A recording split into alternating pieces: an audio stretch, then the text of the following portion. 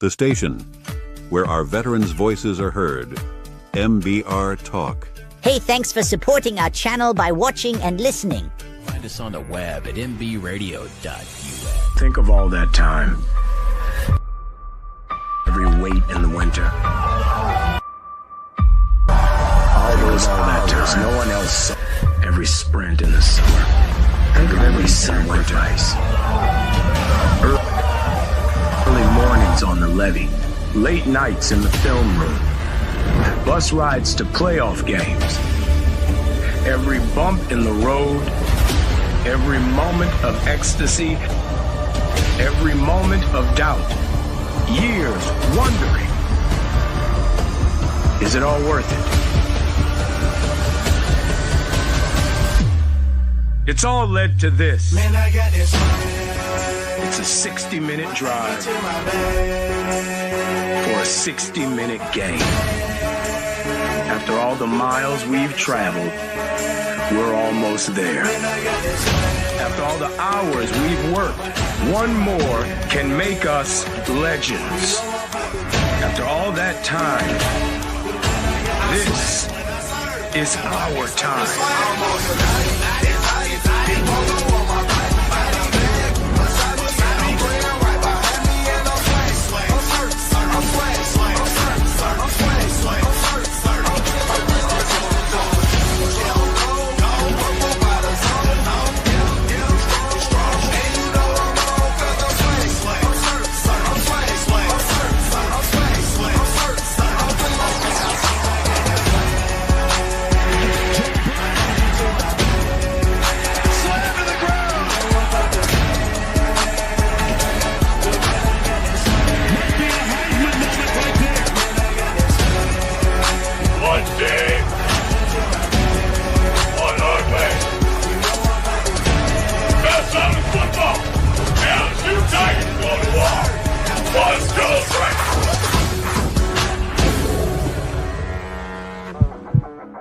Caveman on the line.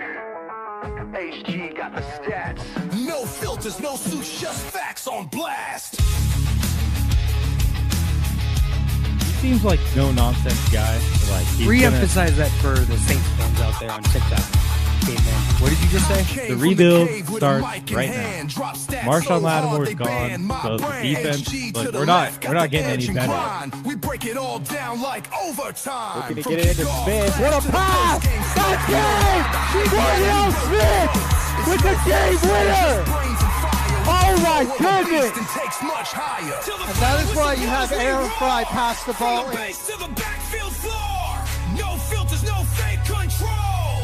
We run the plays, we own the soul. For real, you like you have you have the best quarterback in the league, arguably, the best wide receiver in the league, and you've got the best edge rusher in terms of total sacks this season. And you're 4-7, and your playoff chances are hanging on by it. Reading the field like a poet in rhyme. Let's make it interesting. We're making it interesting. Come on. Give us the freaking one. Oh, let's go! Oh no. Put him in. This not Put him in there. We see through the hype, call out the thief.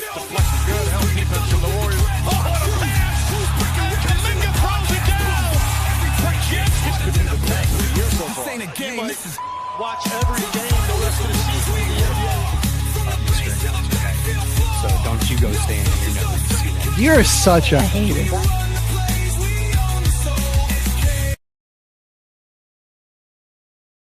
The station where our veterans' voices are heard. MBR Talk. Hey, thanks for tuning in. Welcome, Quack. Program are those of the speakers and do not necessarily reflect the views or positions of any entities they represent. Find us on the web at mbradio.us. You are looking live at Phil the Farmer and Caveman in the building on April 1st. In today's episode, we're going to be teaching everyone how to not get fooled on April Fools. And we're going to talk about some UFL. Our opening weekend. Because there's a lot to talk about here. There's a lot to cover. A lot of new teams that we discussed last week. my Michigan Panthers are no longer in the league, so I got to pick a new squad to ride with this year. But every team opened it up this year, this weekend? It started on Friday night with a matchup between the Birmingham Stallions and one of our new teams, the Louisville Kings. There we I go. really like the Kings uniforms. They got like this cool like black and neon green color scheme going. That's pretty sick. I like their uniforms. They did unfortunately not win though against Birmingham. Pretty defensive matchup until the fourth quarter. And then the Stallions with a late drive to go ahead and score a touchdown, take the lead. They're able to hold on for a 15-13 victory. You've got Matt Corral back there at quarterback for the Stallions. Stalled night for him, 207 and 1 touchdown. Louisville player Jason Bean, their quarterback, did not have a very strong debut. It was not a great one. 14 for 27, 226 yards, 1 touchdown, and 2 interceptions. And doesn't really look like either team had much of a run game. Yeah, I think Birmingham had a solid run game. They, he had 96. Yeah. I thought it was 56. They had 112 on the ground. Ended up with a touchdown. They had to kind of do it like backfield by committee, but they racked up a decent amount of yardage. Jaden Mickens back for another season, caught 9 balls for 102 yards for the Stallions. Overall, it was the defense kind of stealing the show. You got guys like Tay Crowder, Trey Norwood, Alex Cook, all in that Stallions defense leading the way there. Despite all the defense, not a lot of sacks. There was only 1. However, Louisville had 8 TFLs, which is kind of crazy, but no sacks. That was game 1. Looks like the Battlehawks are up next, hosting the DC Defenders. The defending champion DC Defenders. And yeah, they had to, again, pull off a little bit of a comeback here. They were down, down 10-3 at the end of the first quarter, and ended up then scoring 13 unanswered throughout the rest of the game to win it 16-10. Did the Battlehawks get new uniforms too? Those gray helmets look really nice. I think they did the. That was a great catch right there on the sideline, like double coverage. Now these are some of their alt uniforms that they wear. I think they touched them up a little bit. They do look a little different, but the overall pattern and scheme is still the same. Yeah. No more Anthony Beck coaching the Battlehawks. He went on to the Orlando team, the Orlando Storm. But blanking on who their new head coach is, but he coached them to a victory today. Jordan Teamu he struggled in this one, 2 interceptions, only 123 yards. Still the one issue, like the UFL, there isn't a ton of high end quarterback play. Yeah, it comes and goes. Yeah, it in spurts, but if you like defense, this was a game for you. The Battlehawks defense could be legit. They could be a contender if they can really nice. Hold up. Though they ended up pulling 7 sacks. They had 3 TFLs, 2 interceptions, a couple of pass breakups that were really nice as well. You've got like returning players like Pita Tomapinu, AJ Thomas, Levante Bentley coming back on that defensive line. So they got some good continuity there. We'll definitely be looking to see if they can ride that defense throughout the year. If they can generate the pass rush that they got, though, they'll be very disruptive and be a force to be reckoned with.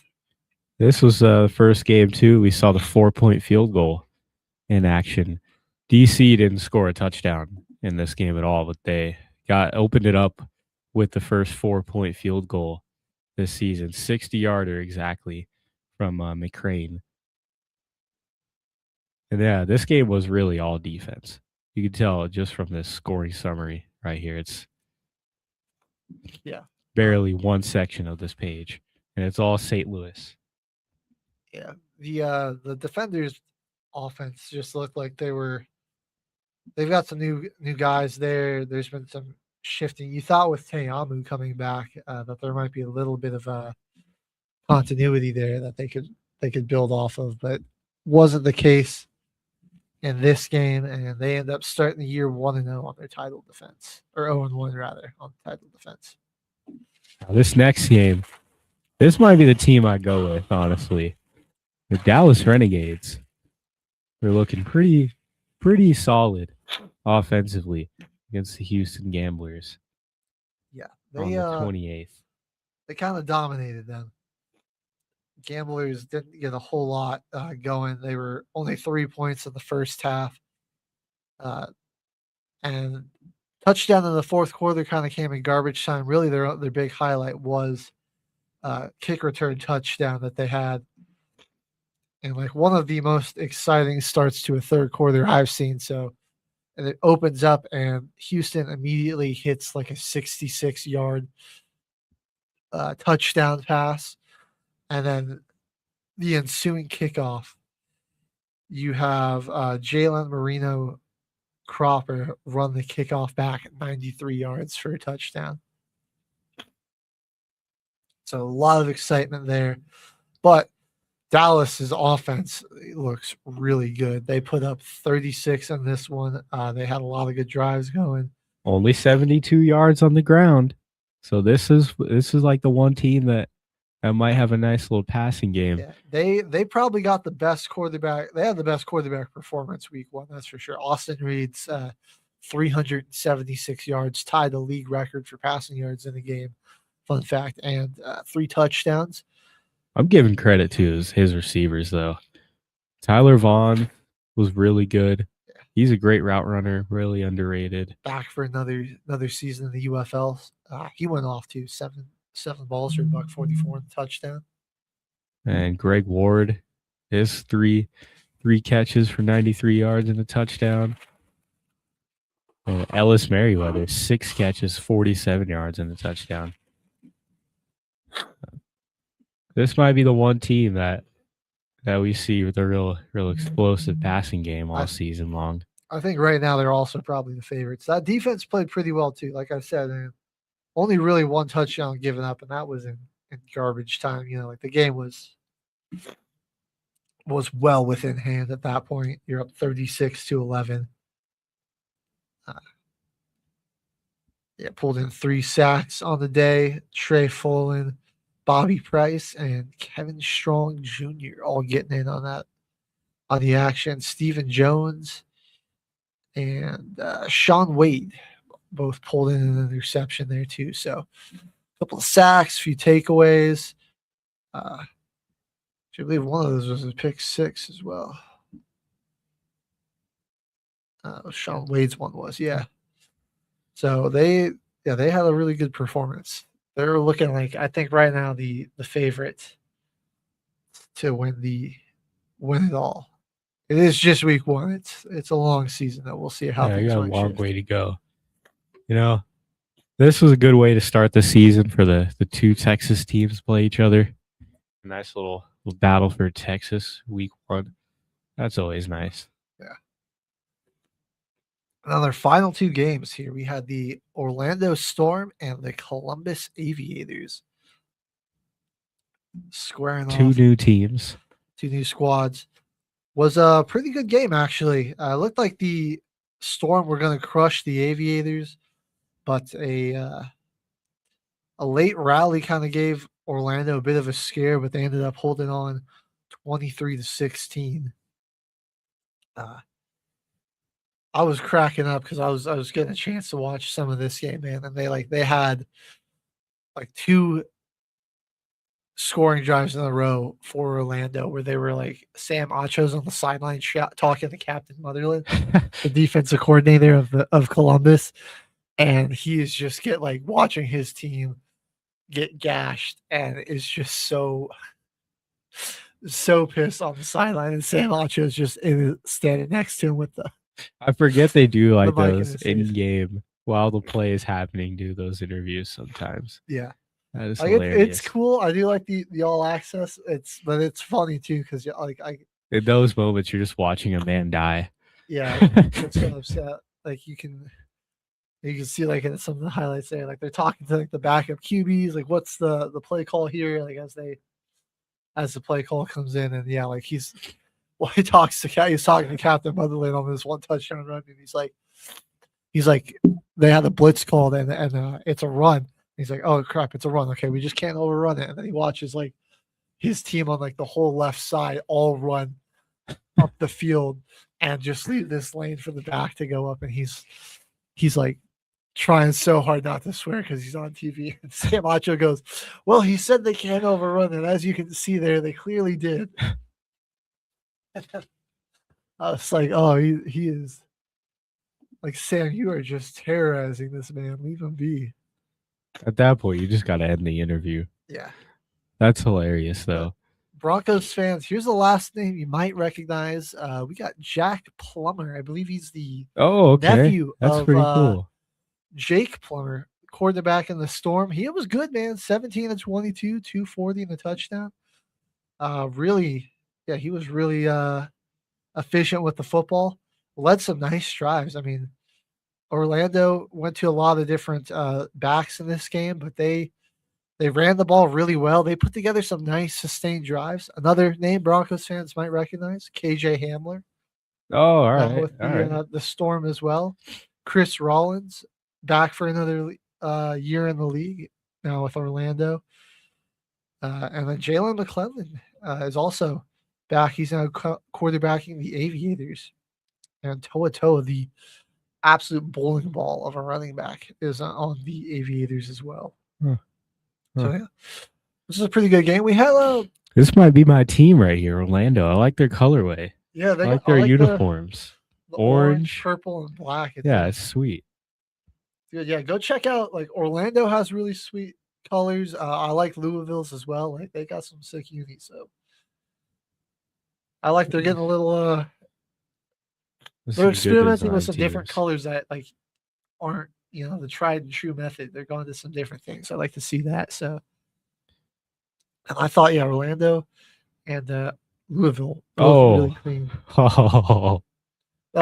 This got called back for the flag. That was actually cool. Man. You could see like they had like a cam on Anthony Beck as it happened, and like he as it gets picked, he's like let them go because he was counting it. He was like, oh, they got 12 guys on the field. We're good.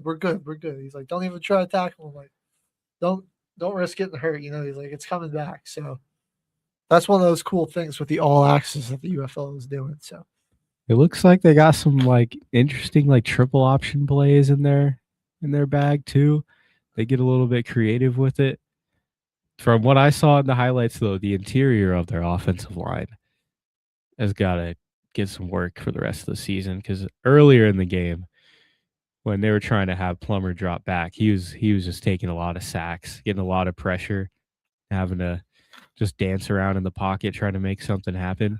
But later in the game, when they started running between the tackles, man, the interior of their line is pretty solid. So, yeah, both of these teams do look like they've got a pretty good pass rush. 4 sacks for Columbus, 3 for the Storm. So, and then it was big clutch sack by Keyshawn Banks on the 4th down play. Columbus was looking to drive and tie that game up, and they got to like 4th and 4, and he made a pretty clutch defensive play. Brought down the quarterback. And even though they only had 3 sacks, they did a good job of getting after McClendon.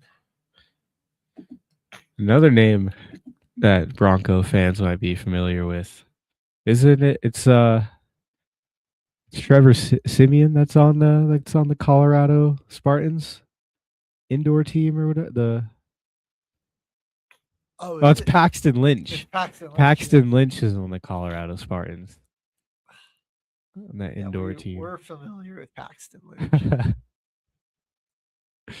We're all good there. All right, well, your matchups to look forward to next week, or this weekend rather. DC Looking to get back on track against Columbus. So 2 teams Both haven't gotten 0-1. a win yet. Looking to get that. Orlando looks to go to 2-0, hosting the Louisville Kings. That'll be a really sick uniform matchup. Then we've got Birmingham taking on Houston. That's on Sunday.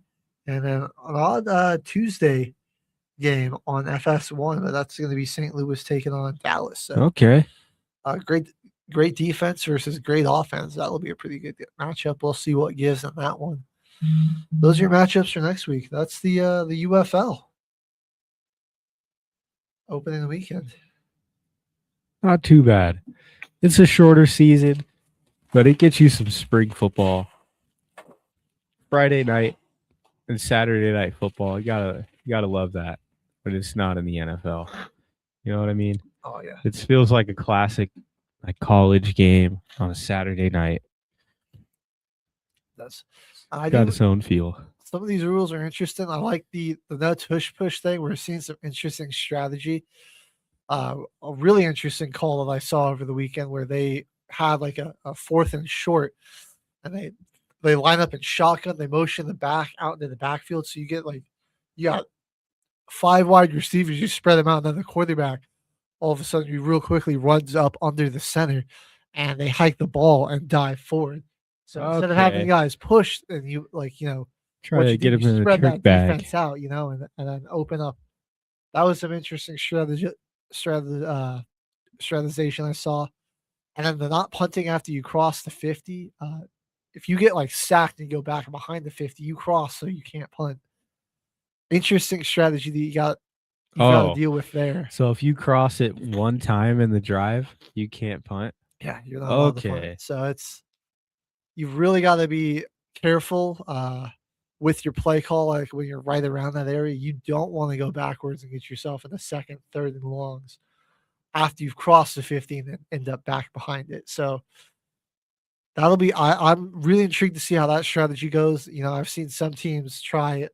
Some hook and ladder plays, or you run like try to run like a draw or something to catch the defense off guard and get some yardage back to make your 4th down a little easier. It's going to be interesting to see how teams strategize to take that on. It really makes your 1st down play calls after you cross the 50 that much more important to stay on schedule, because you can get you're in the no man's land. It can be a little tough. So that'll be something to keep an eye on. And these 4-point field goals are cool too. I mean, you can't punt past the 50. You can always just go for 4 points. Yeah, the big leg kick is going to be important to have. Well, that's been our NBA or our UFL coverage for the day. What do we want to go to next? Because I think we got to talk about this ABS system that we got going on in the league I'm now. all for it. Let's chat. To start, opening weekend. Last night, Brewers-Rays game, one of the most obvious missed calls in the history of baseball happened. As CB Buckner, he's already had an awful start to the season. Let's not put that behind. He's had a pretty bad start to the season already, with a bunch of missed calls when he's been behind home plate as the umpire. But this is just terrible. Jake Bauers got a nice single hit. It was a line drive right to the shortstop, who dove out and didn't catch the ball, but it hit his glove. So he had to dive on the ground and pick it up to try to make the throw. And it was a wild throw to first base. It didn't even get to the first baseman's glove. He didn't catch it. And Bauers tags the base and just runs out first, just runs through the base. He'll take his safe there.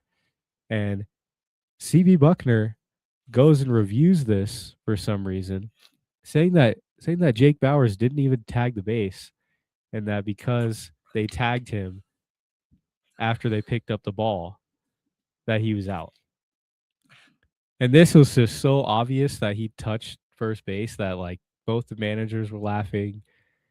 Once it replayed, it was just, the fans went nuts.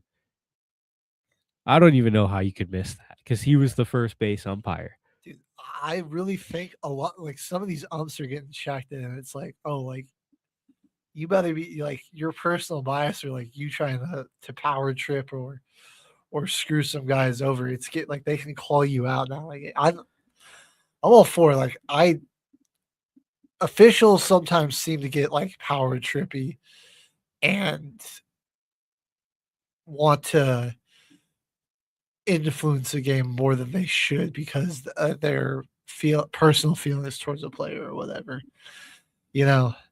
And then what this has done is kind of given those players, it's keeping the that in check because like the players can also they can initiate a challenge and be like, no, I saw something different, and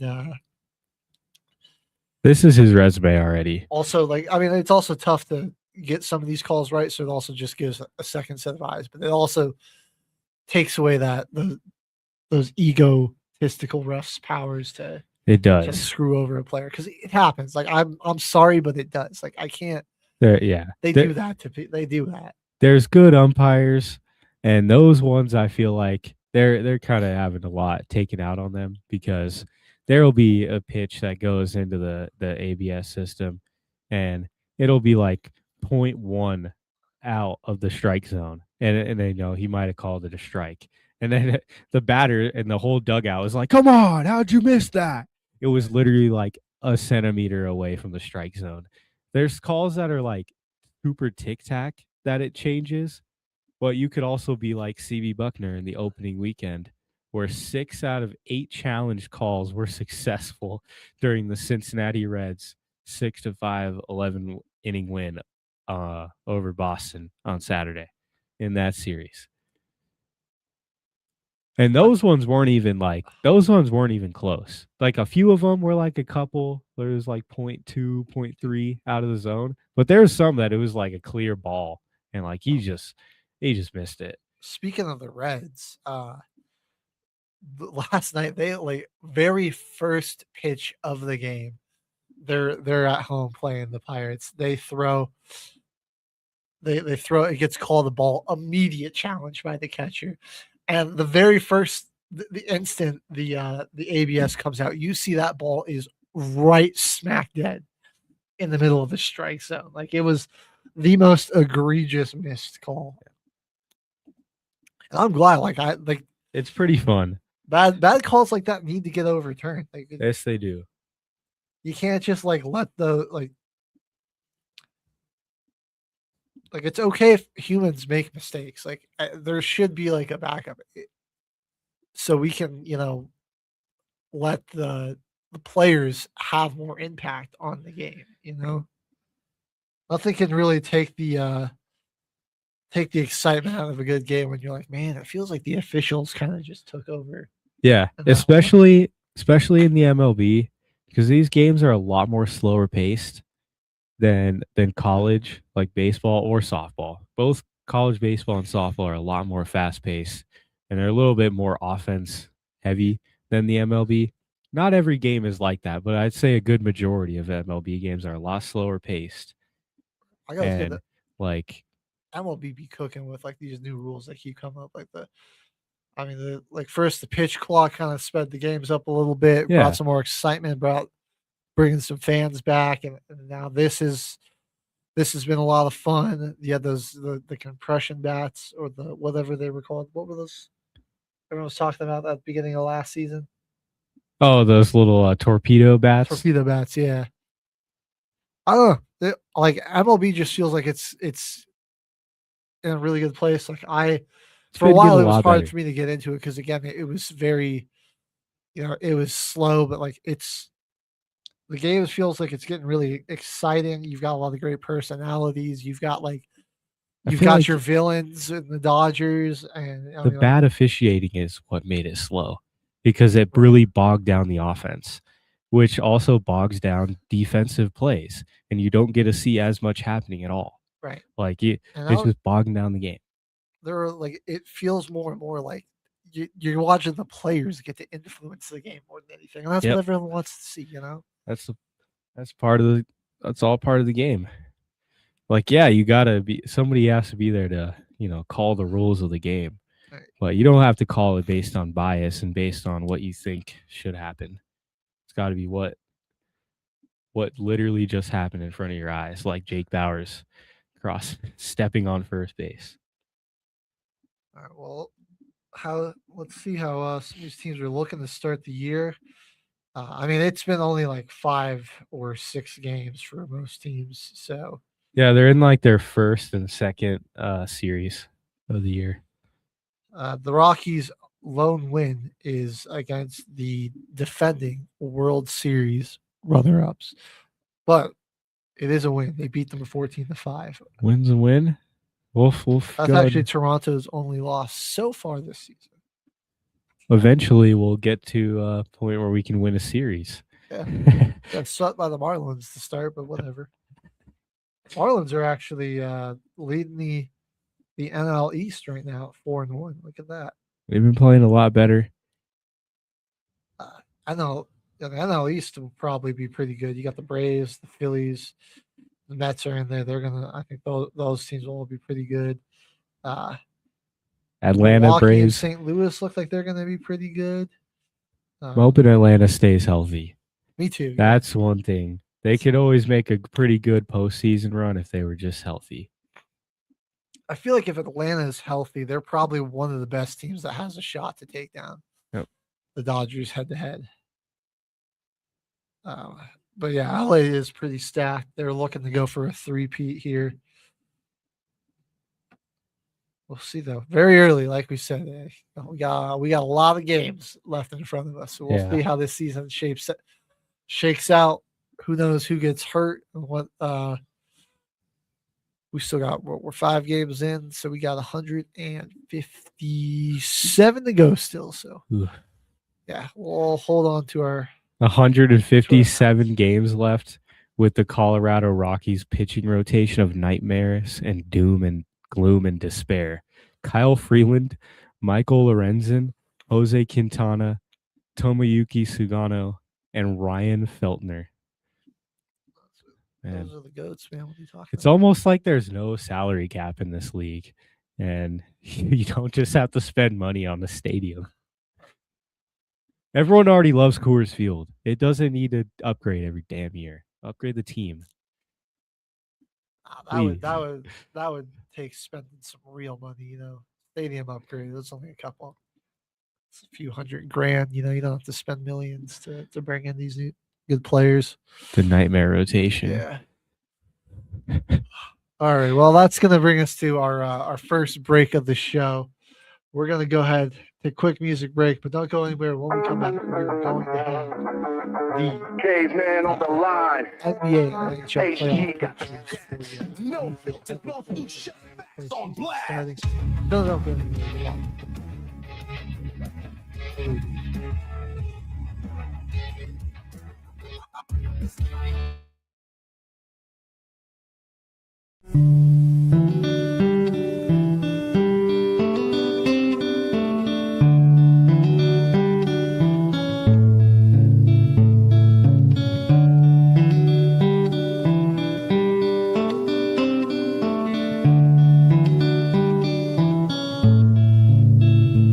Well, to a hero, I say, I hope to see you again on some sunny day. And to a hero, and the love you left behind, I'll try my best to pass it on till the end of my time. And to a hero, you're gone, but I have no doubt that you have made it home.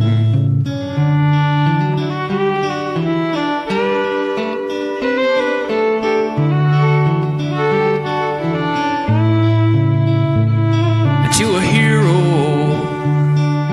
taken way too soon, over there in the dusty country, an Afghan afternoon. To a hero, and the little one you left behind, I hope he grows up with your passion, I'm sure he will with time. And to a hero, a warrior through and through, You were taken way too early. What can we do? Well, we can try to keep your spirits alive. We can try to be nice. We can not take for granted all the beautiful things in our lives. We can be the change we want to see, and we can listen to the wind pass through the trees. We can speak the words we know are true for our heroes. This is what we can do.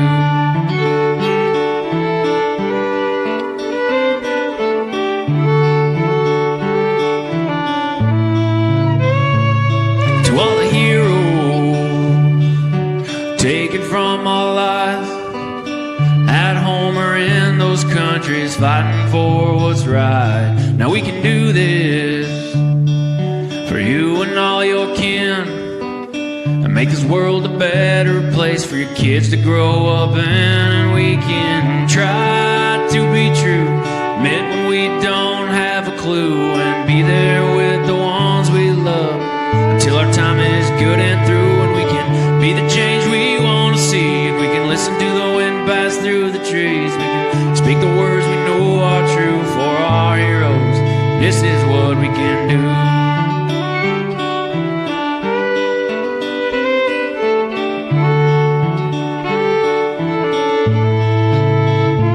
We can try to keep your spirits alive, and we can try to be nice. We can not take for granted all the beautiful things in our lives. We can be the change we want to see, and we can listen to the wind pass through the trees. We can speak the words we know are true for our heroes. This is what we can do.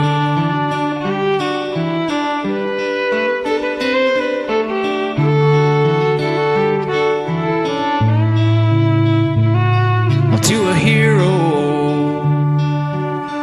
I say, I hope to see you again on some sunny day. All right, to a hero. The station where our veterans' voices are heard. MBR Talk. Hey, thanks for supporting our channel by watching and listening. Find us on the web at nbradio.us. All right, everyone, you are looking live at the final whistle. Let's get into a quick breakdown real quick. Let's start the NHL or NBA for a playoff push. Well, why don't we start in the NHL? You got higher hopes, Yeah, for the Avalanche. yeah. We'll here. I'll go ahead and share from NHL.com what the playoff picture is looking like currently. So you can see on your screen here. This is what we're looking at. Nashville and the Avalanche, round one. It's a wild card too. I mean, that's a pretty good matchup for the Avs. Dallas and Utah, looks like. And then Minnesota. Probably on, is that Winnipeg? Oh, no. Now we'd have Anaheim and Utah. Anaheim will be playing Utah. Yeah. Edmonton and Vegas, and then Dallas and Minnesota. I was only looking at the teams in the Central. All good, all good. Yeah. So you would have most of your teams coming from the Central. Only the top three right now, the Pacific, are projected to make it. I don't think the Kings are going to be able to do it. They're too far back. Really, it's maybe Winnipeg, or the Sharks. Sharks, 34 and 31. Sharks, I feel like could be a sleeper, but I guess the Kings have 76 points, so they're not like crazy far back in the points. But you just look at record-wise, 29, 26, and 18. I don't think they would go very far even if they did make it. If I had to guess, let's see who's these remaining schedules are, because I feel like Nashville's really on the outside. I think Utah can probably Utah will probably hang on to make it, but remaining schedule for the Preds is looking like, let's see, they've got the Kings, then San Jose and Los Angeles. So definitely those are going to be some battles because those are teams fighting for positioning. Yeah, right those now. are must-win games. Like they'll probably have to win all those. Those are all on the road. Then they got to go to Anaheim and to Utah before coming to Minnesota. Then they got to play San Jose one more time and Anaheim one more time. So they got to play. They got to play really well. Yeah, they're going to need to play really well down this stretch. They could easily. They don't want to get passed up. They got the same record as San Jose, and only ahead by 1 point on the Kings. We go take a look at the Jets. Their remaining schedule. I mean, they've got Dallas, who's already clinched. Columbus has been pretty bad this year. Seattle, St. Louis, those are winnable games. Philadelphia, Vegas, Utah, San Jose. They don't have a crazy road stretch. I mean, they do have more road games than home games, but honestly, not too bad. I could see them jumping Nashville for sure. And they're only 1 point back too. Yeah, they're right on their tail. I mean, the Kings are also 1 point back, so we know they're going to play Nashville twice, but their other remaining games are against the Blues. They've got Toronto, Vancouver, Edmonton, Seattle, Vancouver, and Calgary. So that's a little easier, honestly. Calgary's not too bad. Yeah. I mean, lower end. I could really see. I think I could see Nashville honestly slipping out and Winnipeg or LA jumping them for sure. I think the Wild look pretty safe. Utah is safe, and then obviously I don't think any those teams that have like a 5 to 6 point lead. Minnesota's at 94, so they're okay. Probably be a 1 seed in like a different division, but they're probably locked in as like a 3 or 4 because you got Anaheim, who has a similar record out of the West. And then on the other side of the East, what we're looking at, Buffalo being your 1 seed that would take on the Boston Bruins as your wild card 1. You'd have Tampa Bay and Montreal squaring off round 1. Carolina and Columbus. And you'd have Pittsburgh and the Jersey Devils. No, the New York Islanders, actually. I don't know what I was saying. Misread that completely. Columbus isn't too bad this year. It's actually pretty competitive in these wild card teams. They're all really close. Like Philly's got a chance to get in there. Ottawa has a chance to maybe pass up. I would say your wild cards don't even feel secure. Yeah. Boston probably at 94. They look like they've got a solid lead, but Columbus really can't slip up. But neither can New York. New York could be also looking at all of a sudden becoming a wild card. So that's going to be a really close race down the stretch.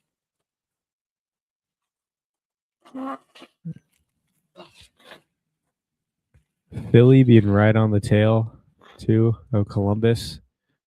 Yeah. That's one thing to watch out for. Only 2 points behind, 1 game back. See if they got an easier schedule to end the season. Just got to win against the Avs. Yeah, Ottawa and Detroit, also 2 teams that could potentially leapfrog up and cut off after the top 3 of the Metropolitan. Yeah. It looks like Flyers got Detroit, then they're playing the Islanders, Bruins, Devils. They got 2 matchups here against the Red Wings. They got 1 game in Winnipeg, and then you got one game against the Hurricanes, and your last game is against the Canucks. Yeah. Looks like there could be a good crash course for Dallas and Colorado to meet again for a rematch in round 2. Got a feel for Minnesota, man. Like that's what the hockey playoffs don't not that big of a fan of them because it's like you got your wild card or your division winners 2 and 3 playing each other. It's like Minnesota really good. Like I said, could be a 1 seed if they were, in the Pacific instead of the Central. 94 points this year. They're 41, 21, and 12. Better records than Edmonton and Vegas, who are both going to be, are going to be division winners. They've got a better record, more points than Anaheim even. So like they would easily be in first, but now they're going to have to play Dallas, who is definitely a tank of a team. That's going to be a tough one to go through round 1, and without home ice most likely. Dallas and Colorado are the only 2 teams to have clinched so far. So NHL postseason is upon us, so it's going to be a lot of fun. It's going to be pretty exciting. Playoff hockey is just so different too. You got to throw the records, throw all the rankings out the window once playoffs really starts. Honestly, because there's some crazy upsets you see happen all the time. All right. Now we can head over to the NBA, where it's honestly pretty hectic right now. Glad the Nuggets got themselves a spot. A lot of things still up in the air for sure. I will put this up on the stage. So here you can see what our East and our West play-in and playoff pictures are looking like at the season. We're to end today. Portland getting in there. Yeah. The Warriors? West really falls off after the Clippers, though. Yeah. The Warriors have been injured, and Portland's just mid, but they've got like enough good players to kind of just hover around 500. And the rest of those teams in there aren't really looking to compete this year. They've already been eliminated anyway. So yeah, their season was a wash. Everybody that you see there in the West they're going to be in the playoff or playing in some facet. It's just seeding at this point. Memphis, New Orleans, Dallas, Utah, Sacramento, all eliminated. They're all out. They can't make it. I know Sacramento, that probably surprises a lot of people, but 50 losses is the cutoff. Once you lose 50 games, you're eliminated. So I believe the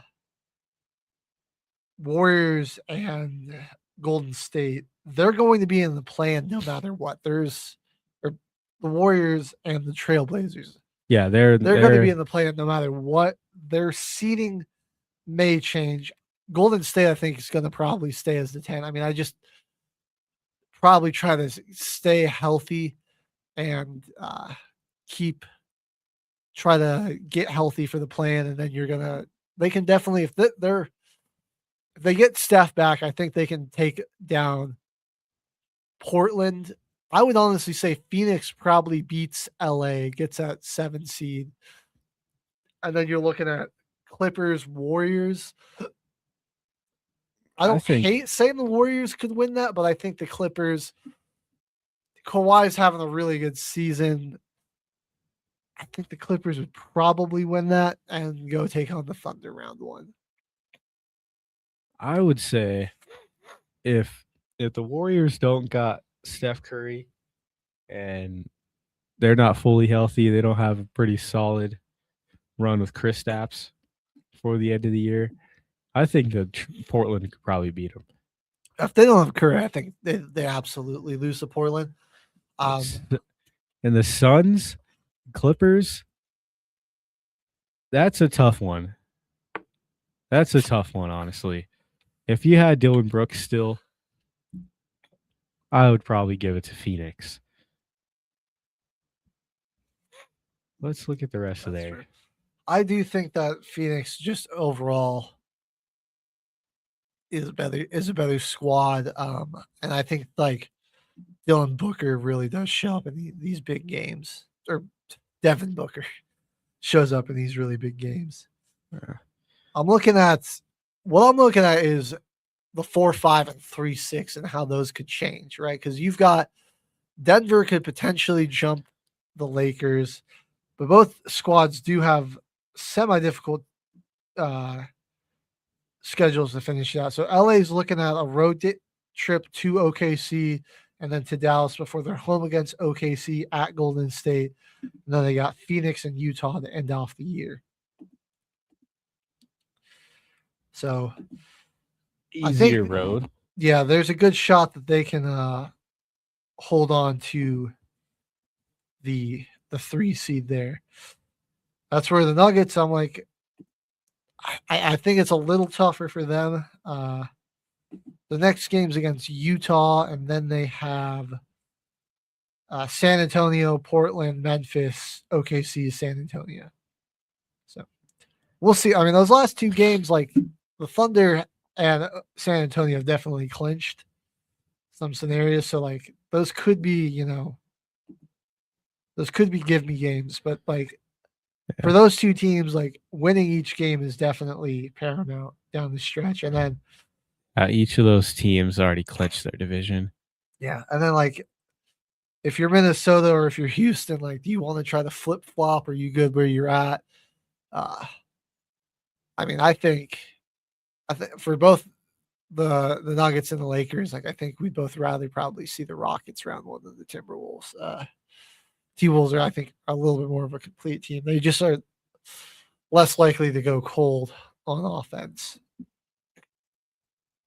because they do have at least to some degree a point guard, where Houston does not have that.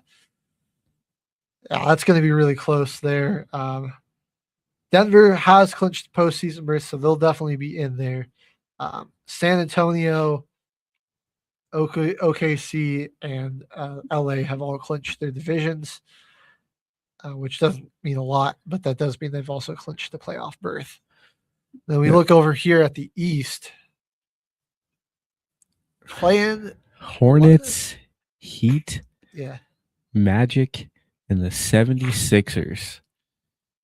Hornets and the Heat. We're not going to have the play-in pals this year in the East. It's only the Heat left. The Bulls are officially eliminated, and what you're seeing, all these 10 teams are going to be in the playoffs or play-ins somehow.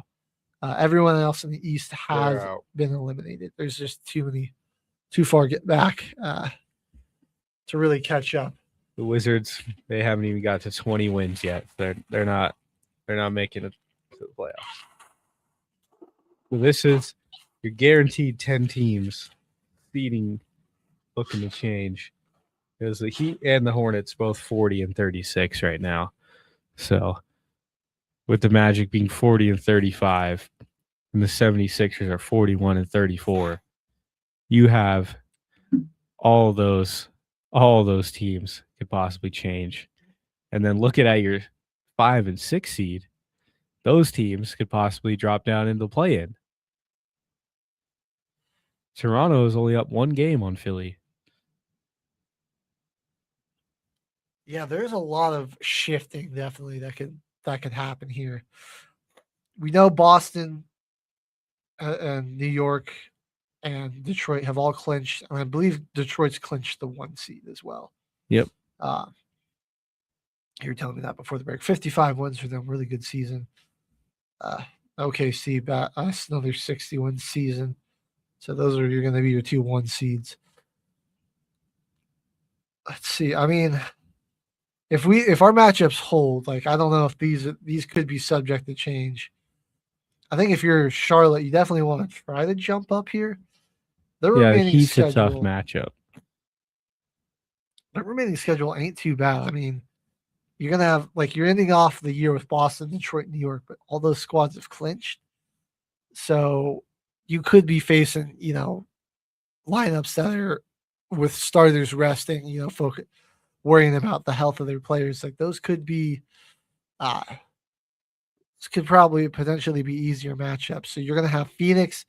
That'll be tough. You got Indiana and Minnesota So, I mean, Indiana is an incredibly winnable game. Phoenix and Minnesota are the really only two games I'm looking at on here where I'm like, those are two teams that will still have something to play for and still be trying to vie for positioning and seeding. So there's a good shot that Charlotte could creep up into 7 or 8 territory. Maybe probably 8. Let's see what the Magic got going on here. We'll look at their remaining schedule as well. If I'm Charlotte, like you don't really want to play. I'd rather play Orlando in the play-in than the Heat. The Heat are playing demons. Orlando's got, I mean, they don't really have the most difficult stretch, though, so they're probably going to be all right. Atlanta, that's a big game for both squads there. But then Dallas, New Orleans, Detroit's already clinched, Minnesota, Chicago, Boston to end the year.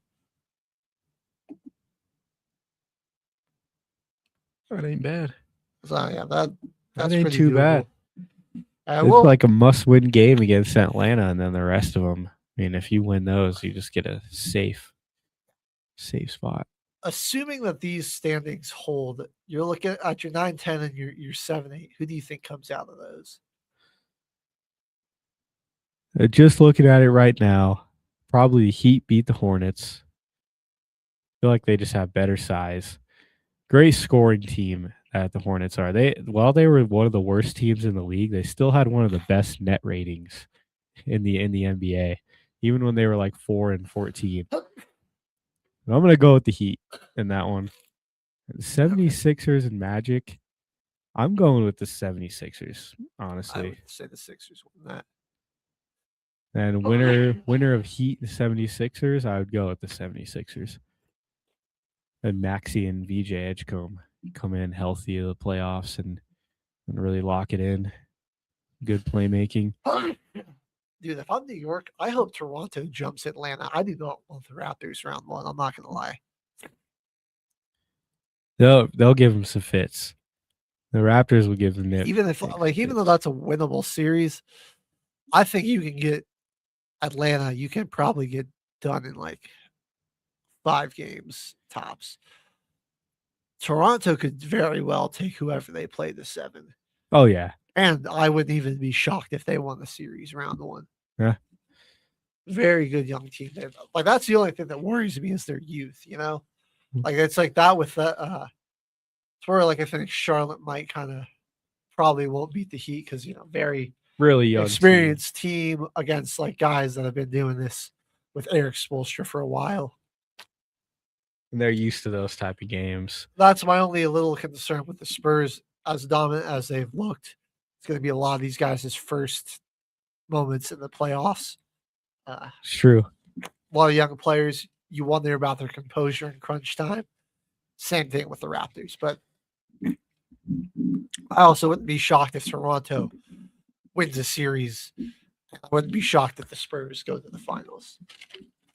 Yeah, because if Wemby wins one of these postseason awards and gets himself into the playoffs, makes a good run, wins some hardware at the end of the season, because in the category of those under 22 seasons, that some of the best players, Wes Unseld, MVP his rookie year, and he was 22.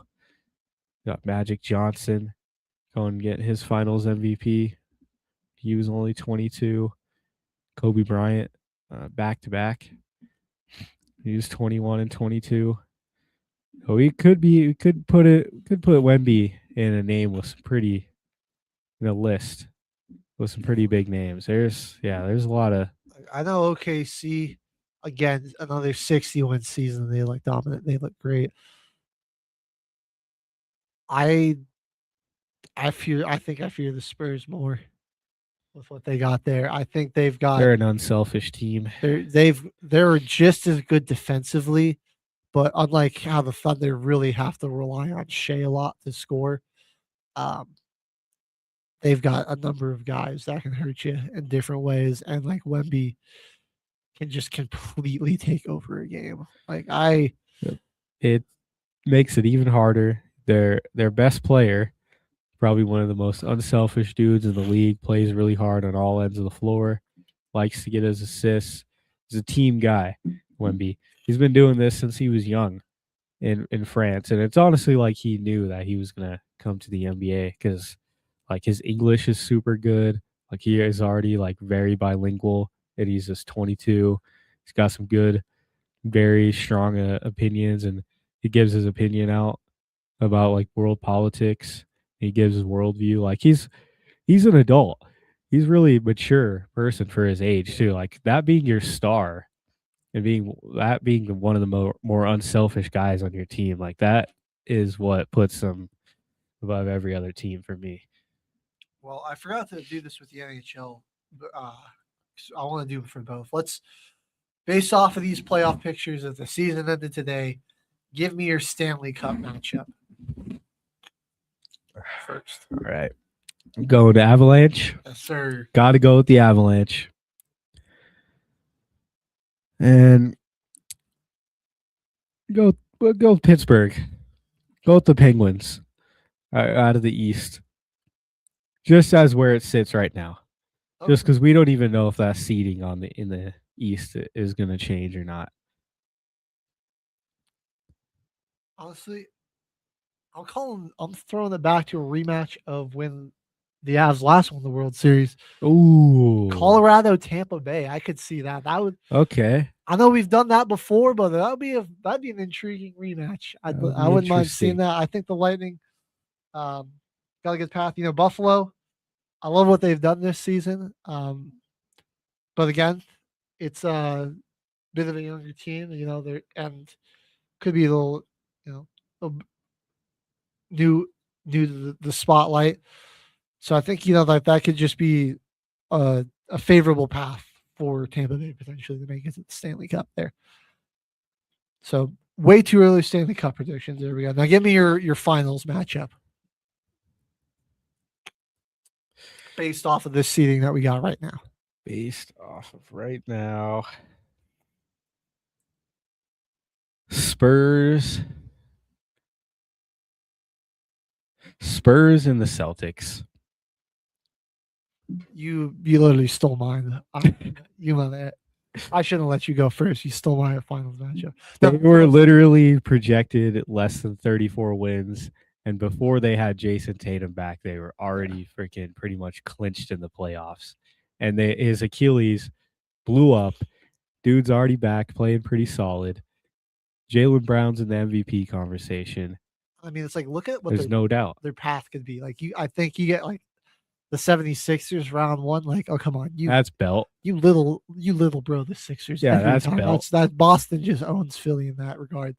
And then Toronto, an inexperienced Toronto team potentially, or the Knicks, who've got a ton of defensive liabilities that have been a big problem for them in the postseason. Also, I think that's belt. Yeah, good.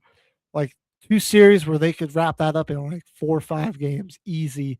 You get to the well-rested, you get to the Eastern Conference Finals, and probably play the Pistons. Maybe a battered up Cavs team that had to go through with James Harden, who has been the postseason liability. Yeah, I think they got it. And then like I said, San Antonio is the sleeper. I think they could do it.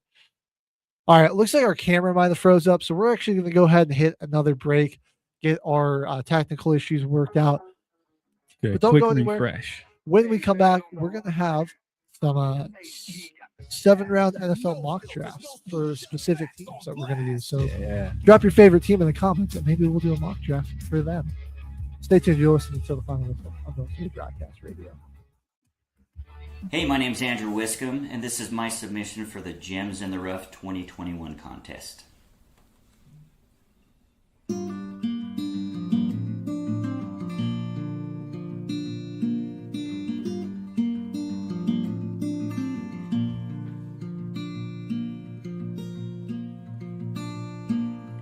Came home soiled from a dirty war. thought I knew just what I fought it for. Big brass bands and apple pie, all the reasons seem so cut and dry.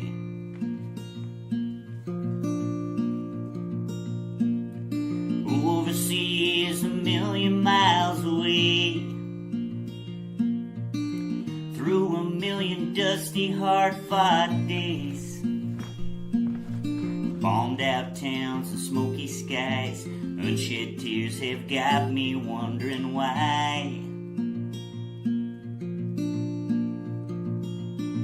They say the eyes are windows to the soul.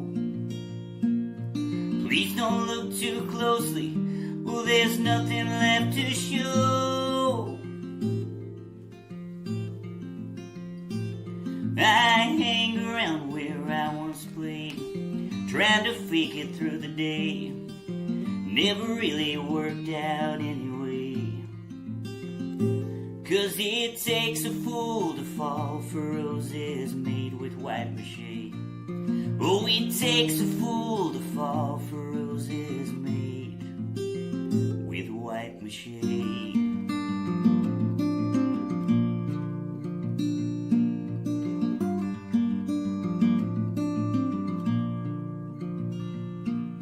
And I've tried every job in this whole town.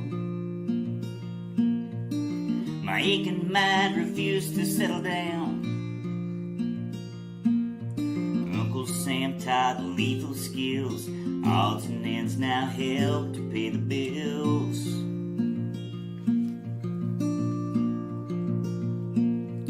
Left home feeling more than 10 feet tall.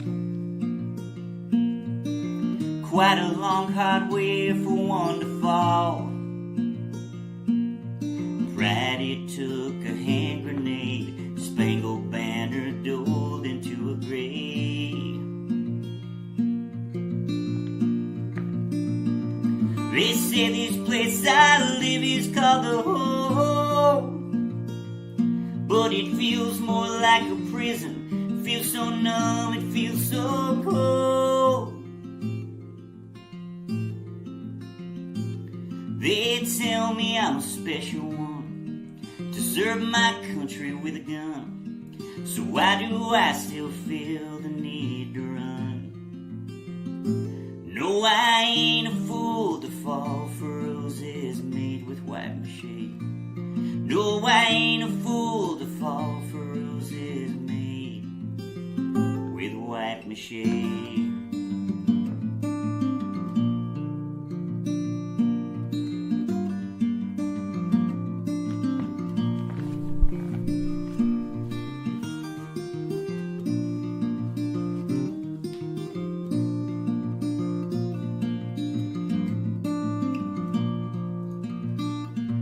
They say that God forgives the man who tries, but they've never been to Baghdad, never heard those mothers' cries.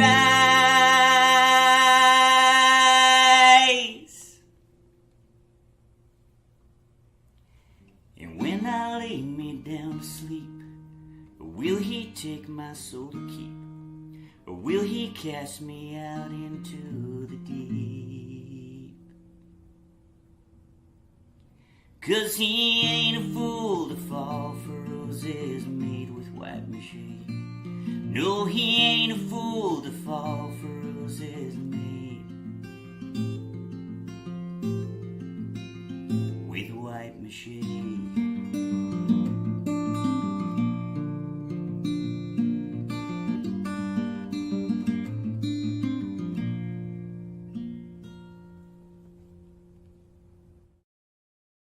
All right, everyone. You are looking live at Till the Final Whistle, and we want to get into some mock drafts with the next little hour of our show.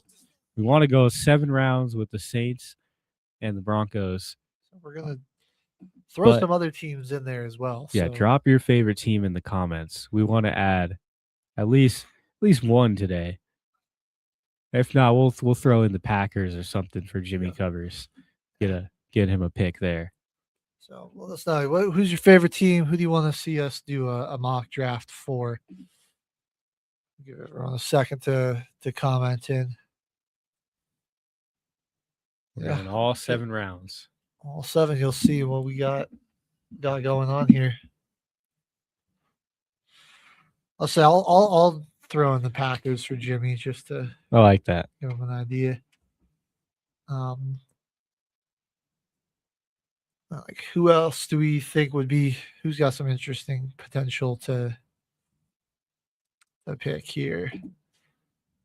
I mean, I may throw in the Jets for my dad. He's a Jets fan. The Jets, maybe the Titans.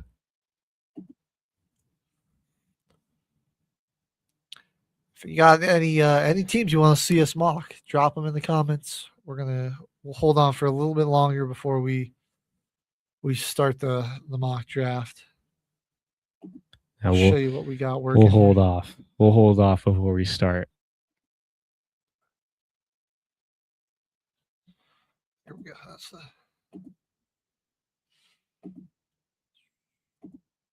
That's the stage. See what we're working with here. Well, we could use some more NFC teams. There you go. This will be for our number 1 fan, Sabrina. We'll do your Cowboys. There we go. We got 6 Battlehawks. Well, they're not in the NFL. We can do the Seahawks. Why not? We'll throw them in there. Battlehawks should be in the NFL. True, they're goated. We go. I said we go one more team from each conference. Who else we like in here? Or we've got 7. We'll go 5 in each conference to give us an even 10. So 2 more AFC teams, 1 more NFC team.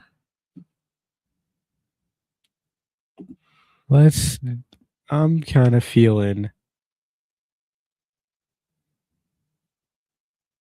for the NFC last team there, either the Vikings or the Cardinals.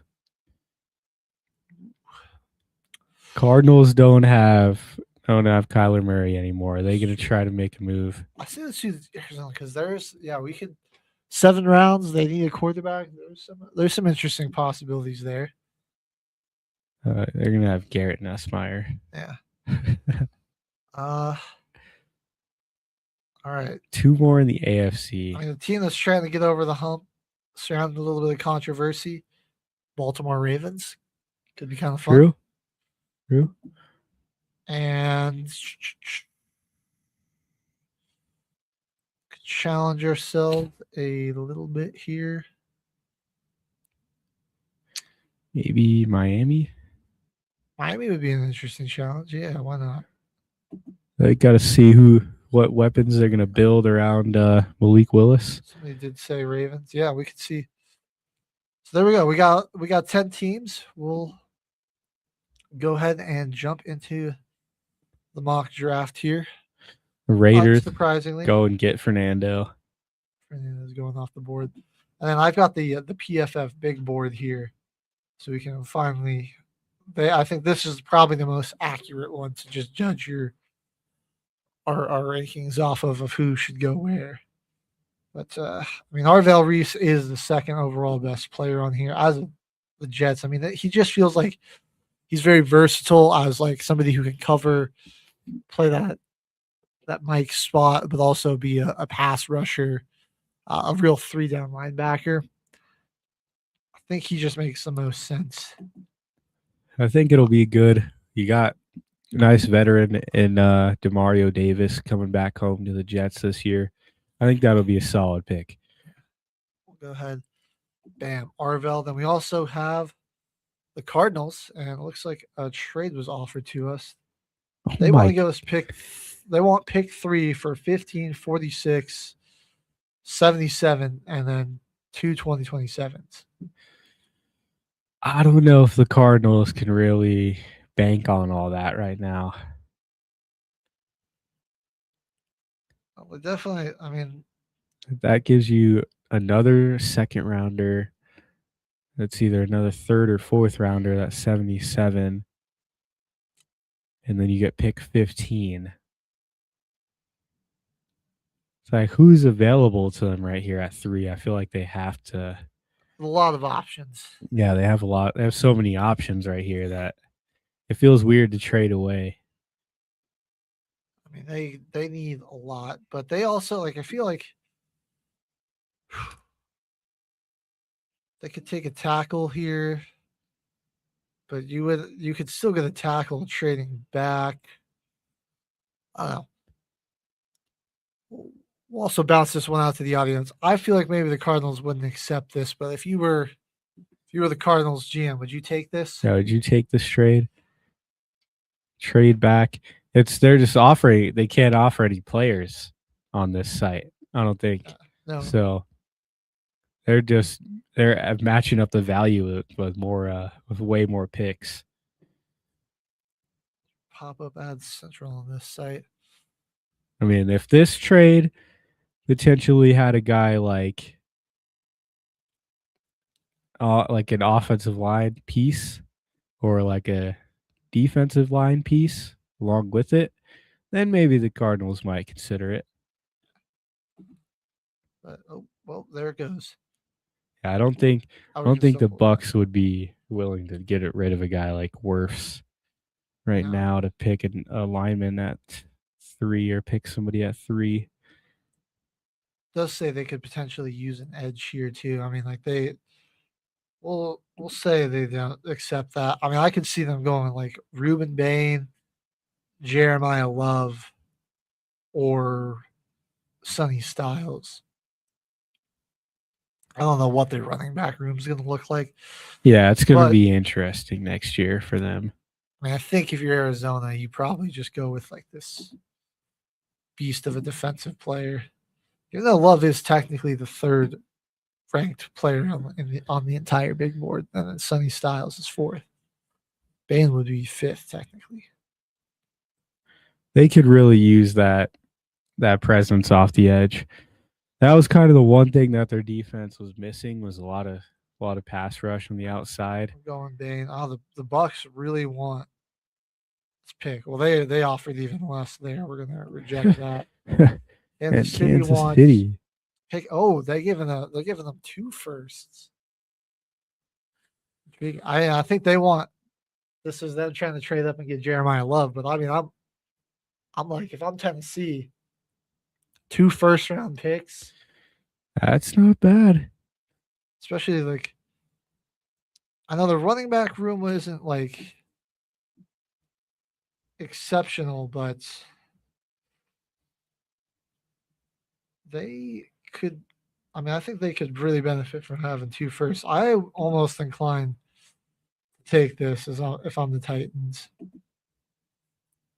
You can kind of, I mean, with like all the additions they made to the offensive line, I feel like you could kind of get this done backfield by committee and still take a serviceable back way late in the draft. So that's some fun with it. I say we accept this. Let's do it. Yeah. All right. So they go and get David Bailey. Now we're up to the Saints here, who the Lions want their pick. We're gonna reject this, Caveman. Yeah, we're gonna reject that one. Okay. So let's see. Wow, Jeremiah Love didn't go, so they took Bailey. Bailey there. Okay. Carnell Tate's off the board. And Jordan Tyson. Gone. So you've got and Caleb Downs. However, I saw Sonny Styles right there. That's okay with me. At 8th overall, I'll take that all day. I think we sit now because we're not giving up. We're not moving back anymore, especially when our guy that we could have potentially taken is still here. Still right there. Crazy. Yeah, we'll go. We'll do Didn't lose anything with that. Look at that. And then the Panthers trade up. Pick 17, pick 50. Let's see here. Dolphins, they really need guards, a guard or a corner. I'm going to reject this, I think. Yeah. Yeah, no. looks like Mansour and Lane is I still think there. Lane's probably the option here. We could potentially go Iona. If we look at the big board, though, the Lane's a good deal up ahead of where Iona is. I think that's you're going to get the best corner in the draft there too. Oh yeah, by a big. So I think for them, a team that's got a lot of holes to fill, we'll go ahead and take the Lane. Bam, and then we get our Dallas. the boys next. Another team that could potentially use a few more picks. Potentially, yeah. Browns want 24. They give us move back to 24, get 39 and 149. Yeah. I'm kind of like eyeballing that. Like, they're right here. They could just take Dylan Thieneman, who's right now currently he's just behind what's his name? Caleb Downs on in terms of safeties. He's the second best safety you can get. PFF has him ranked at 11 on their big board. He's 15 on this one. I think he's absolutely first round talent. I think we probably reject this and just go the Thieneman here. We're not trading with the Eagles. Are you kidding me? The Cowboys wouldn't do that. Yeah, the Cowboys would never do that. All right. Monroe Phelan goes to the Rams. Lions really want to trade up. I think we're good.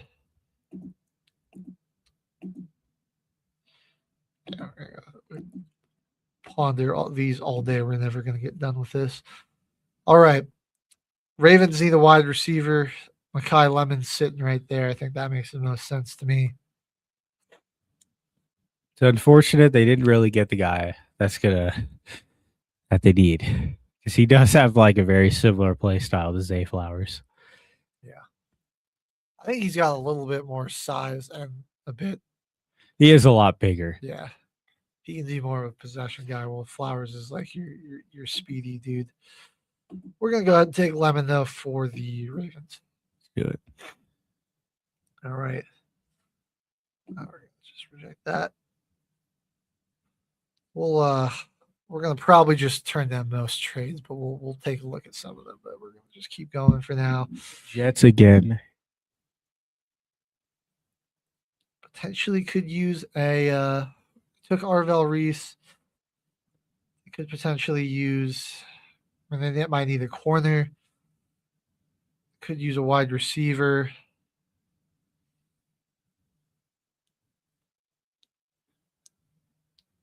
Sadiq's kind of an intriguing option here. Honestly, I don't not like that. The Kenyon Sadiq. I mean, who? Tyler Conklin still? They've got nobody at the tight end position. It might honestly be really worth it for the Jets to pick a tight end right here. Just try to make themselves seem like a good destination to go to for. Yeah, quarterback. Maybe a free agent quarterback or next year in the draft. Who knows who they're We'll get a little froggy here. We'll go Kenyon Sadiq. Then you go Lions up next. Trade there with the Eagles. We're up here. Atlanta wants to trade back into the first round. Sorry, Atlanta. And the Chargers want to trade up a few spots. We're going to also reject that, though. They want to swap spots with us and take pick 112. Now we're not doing No that. way. I think Cowboys also need some secondary help. I know two secondary players in the first round seems a little crazy, but they were so bad. Their defense was horrible. They need it. They really need it. And Jermod McCoy is sitting right there. And you can get a bit. There's some more depth here with edge, so you can probably get that later on in the draft. I think we go McCoy here. All right, our next team up is going to be the Titans again. So you can see some of the people going off here. We're not trading with our division rival. Come on now. If you want to just see some of the people getting drafted after that, Iona going to the Steelers. Chargers get Proctor, Terrell to the Vikes, Blake Miller, Keem Mesador, Omar Cooper Jr., Brandon Cisse, CJ Allen. Let's see. We took Jeremiah Love with the first pick. Could use some defense here. And like an edge player potentially. Or, I mean, I know they have, what's his name? Big old, is it Tavondre Sweat? Oh yeah, on the Titans. They got Sweat and big Jeffrey Simmons in the middle. Okay, so maybe they don't need. I feel like their defensive line is where they picked up a lot of their pieces in the offensive in the offseason. And they still got Cedric Gray, some good linebackers. Look who's I mean, Casey Concepcion. They could use a pass catcher. They do really need a receiver. They got Wandale. Yeah, we'll go with the splash pick here. Give them something to work with here. And then we got the Miami Dolphins back here at pick 30 now. With the Broncos pick. Just move past those. All right. Well, they took who did we take with this? We picked up Mansour Delane. Delane, that's right.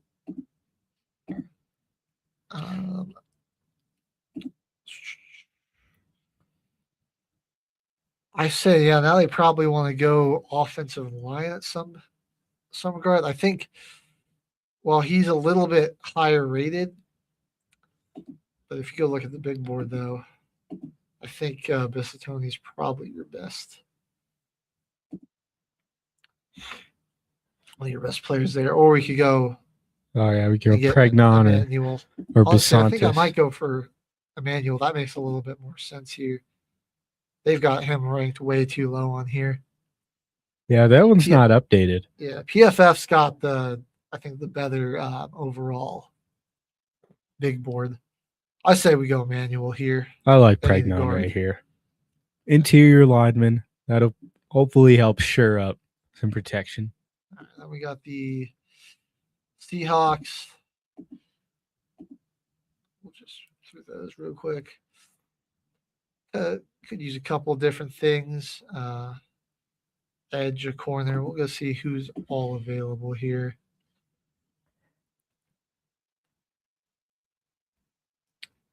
Some offensive line help. Cornerback. To be honest with you, TJ Parker, I don't hate. They could use some just some depth at the edge rusher position, or like I said, Bissatoni isn't a terrible one. Parker, though, like could be a first round pick off easily. And I think if you're Seattle, you want that defense bolstered more than anything. So we're gonna go ahead. TJ Parker. I feel like if any O lineman is available to them at that pick, they're probably they would probably want Emmanuel Pregnon more. Because we don't know who their running back's going to be. Oh, yeah, they got freaking Emmanuel Wilson. The Jets took Kenyon Sadiq. They've got Arvell Reese. Now they're sitting here potentially looking for an edge rusher. They could use some offensive line, maybe a wide receiver, a quarterback. Do we think they take Simpson here, or they did trade for Geno Smith? Are they? I don't think they're really all dead set on quarterback. Yeah. I feel like they really could draft one. They drafted Brady Cook last year. He was an undrafted free agent, I think, actually. They just signed him. Oh, they just had to sign him because everyone was hurt. Well, honestly, I kind of like the splash pick of going with Ty Simpson because they got Kenyon Sadiq and Arvell Reese. Yeah. I do feel like their roster's further from competing. Okay, we could go Simpson here, or I feel like an offensive lineman though right gonna here is say probably the best option. probably like Bisontes or I feel their tackles are good, man. They had good tackle play. They could use some interior though. I'm okay with Bisontis. Yeah, we'll go with Bisontis there. And here's where I think Ty Simpson actually goes. I feel like the Jets Arizona aren't willing to commit, are like we're not like ready to just commit to a quarterback. There was a lot of flaws with this team. I think Arizona's like, why not? I mean, we've got McBride, we've got Michael Wilson, we've got Marvin Harrison Jr. You could have James Conner or Trey Benson back potentially. The defense was solid. I mean, you can work with that. upgrade it. I like Ty Simpson going to the Cardinals. I forgot who we took. Ruben Bain. That's right. Let's go. We're gonna go ahead and fire it. Ty Simpson is an Arizona Cardinal. We got the Titans again. Picking. We gave them We gave them 2 Casey Concepcion, Jeremiah Love. So they've got 2 offensive players. I think they got to go defense here. Good God, the pop-ups. All over the place. And an outside linebacker, something that they could use to help somebody to get out there with Cedric Gray. He's solid. I also don't hate is Emmanuel McNeil Warren. They did bring in like Tony Adams. They signed a good deal of corners, but I mean, this guy, he's the type of player that can sort of play a hybrid linebacker role. I really think he's got a good chance to kind of be like another Nicky Manwari or. He does have that play style. What not what's the guy on the Chargers? I cannot remember his name. Oh my gosh, I can see him. I can see him right now. Number 3, their safety that can do it all. Derwin James. There we go. Yeah. What the heck? What's going on with us? I think he could be like a player like that. Kyle Hamilton, even he's got great size. He's fast. He can cover. He can play the run. Could be a really good, just a kind of an ace in the hole type of pick for. I like that pick. Tennessee. I like that. All right. Dang. Then we got the Raiders going up to their next picks here. Pawns. Oh, okay. We're back to the Saints. Saints at 42. See who's going off? Chris Bell, Chris Johnson, Christian Miller, center D'Angelo Ponce, Caden McDonald falling to the second. A little surprising here. What do you think the Saints, man? They got Sonny Styles. It's our could first use an pick. edge. I don't still potentially another wide receiver. I know you've got Olave as a number 1. I'm not super high on him, but as like a second option jump ball type of guy, like a big target in the red zone. I know he's not a great separator, but just like a dude you can throw the football up to, he could potentially be a really good option. Or Chris Brazzell will be in there. Chris Brazzell. I feel like a reach going for Brazzell too. I'm pretty high on him. I think Brazzell's as a receiver, a lot better. And he's gonna be out there with Vele than just be 2 big body guys. Both of them were like 6'5". I like us going to get Brazzell and kind of make our receiver room a little bit more versatile. I love it. Let's go. I also think Miami needs to get a receiver. Oh yeah. Anyone that's available. Like they would probably take Denzel Boston just because of where he's rated. I don't personally love it, but just anyone but the Broncos. Yeah, well, we're not going to get him. That's good. I think they need a receiver. Although Bernard makes more sense for them. Somebody that's a bit more of a complete route runner. But they don't really have that. That's true. They lost their guy to Denver. I mean, either Bernard or Boston. Either one I'm okay with. Anybody in the comments want to weigh in? Do we go Boston or Bernard? Yeah, they've got some working on the line. They need a pass catcher, though. But, like, Boston feels like he could be the next Keon Coleman. Yeah, not where you want to be.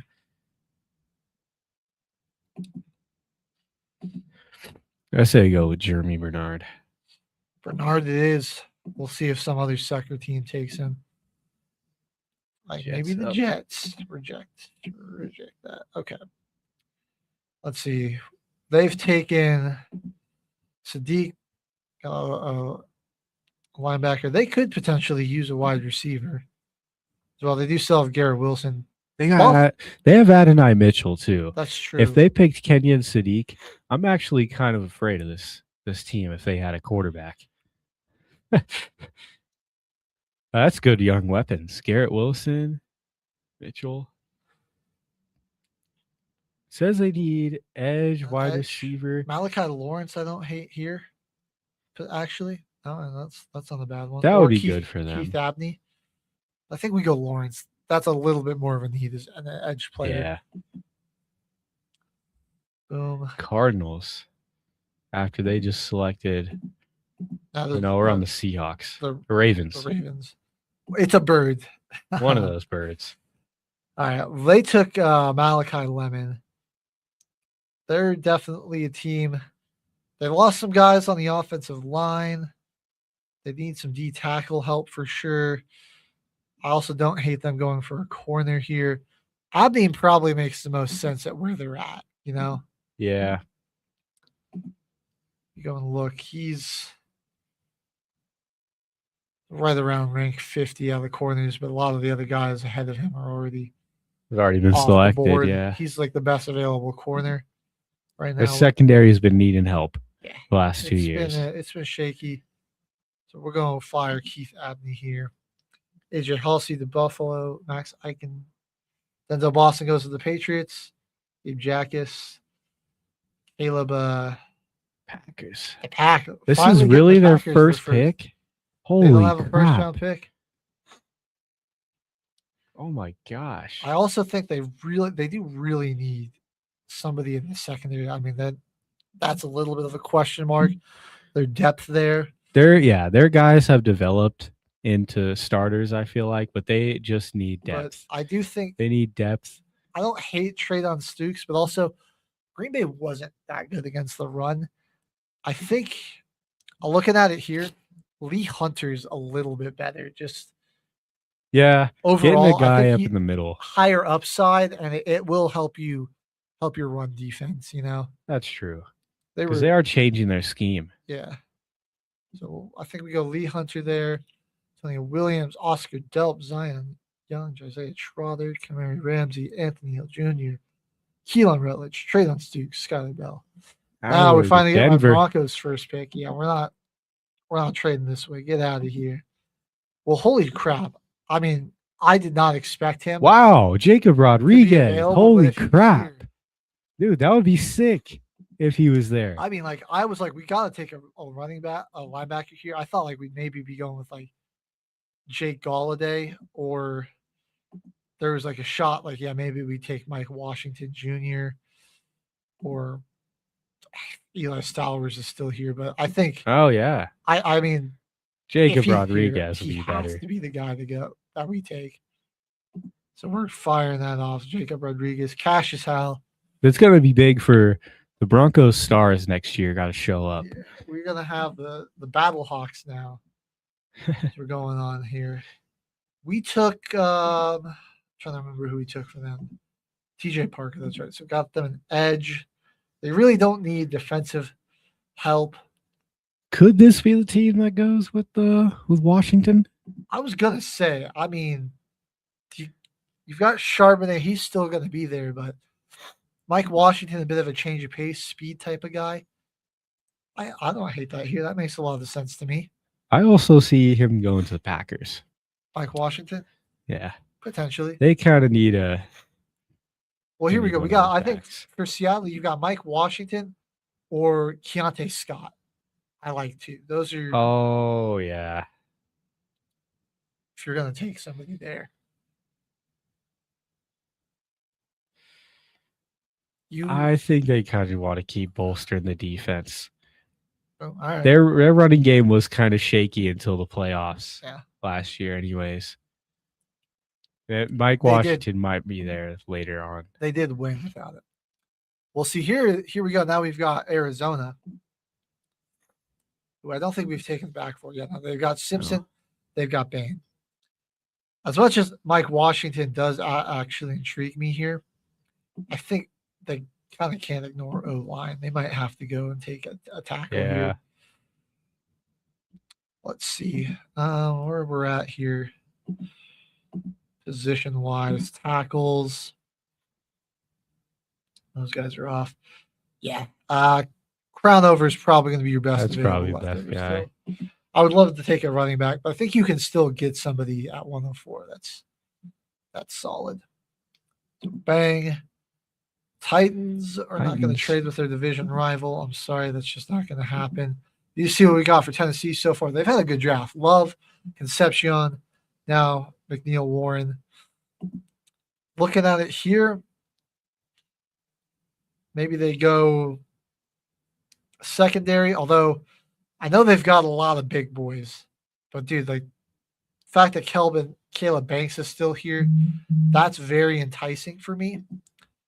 Although, also, I think R. Mason Thomas is incredibly underrated. If I were to pick somebody, those are the two guys I'm taking. I feel like R. Mason Thomas, you might need a little bit more, but like Banks is the better player, and it's just like crazy that he's still there. Honestly, to help with their depth, like either one is such a good pick right there. I'd say Banks.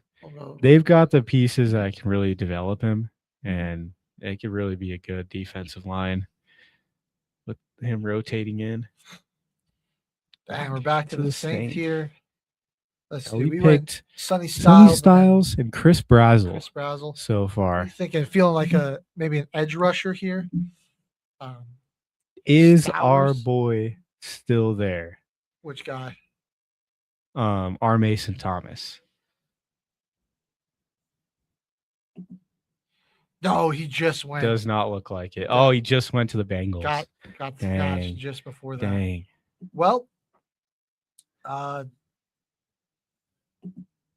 don't know. How do you feel about like maybe adding some corner depth? I love I can't pronounce his name. Davison. I think he's a little bit better than Will Lee.